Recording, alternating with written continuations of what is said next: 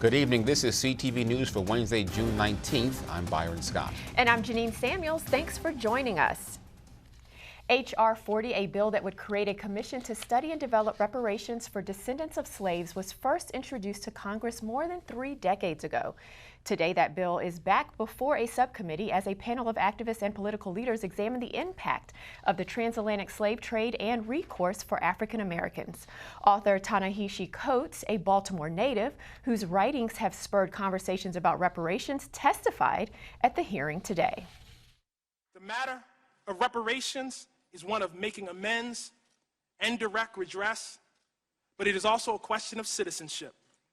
In H.R. 40, this body has a chance to both make good on its 2009 apology for enslavement and reject fair-weather patriotism.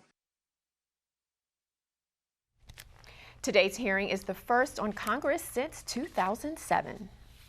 Well, this afternoon, CTV caught up with residents in Greenbelt to see how they felt about the idea of reparations for African Americans.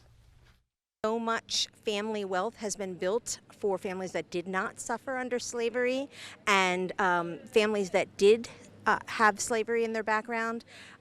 They're never going to be able to catch up financially because of more than 100 years of not being able to accrue wealth and pass wealth on and so on. Everybody's thinking like, okay, like it's something that, yeah, we should move past it and we should like get over it. No, it's not that long ago, and really it's still like something very like close to home. I mean, think about it. After slavery, we had the whole segregation thing. But we have worked, we can prove throughout history that we are entitled to reparation.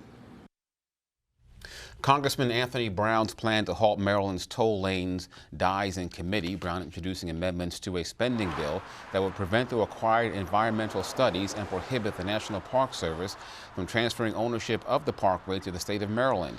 The governor wants to add toll lanes to the Beltway, I-270, and the BW Parkway. His plan has been met with opposition in Prince George's and Montgomery counties. The governor plans to start with I-270 in hopes of buying time to smooth over the issues related to the Beltway. Governor Larry Hogan takes steps to tighten cybersecurity in Maryland. Hogan signed an executive order naming Maryland's first statewide chief information security officer, part of an effort to boost defenses against threats. The order also forms the Office of Security Management and the Maryland Cybersecurity Coordinating Council. The groups will work together to address cybersecurity concerns throughout the state. This comes after last month's cyber attack that targeted Baltimore city government.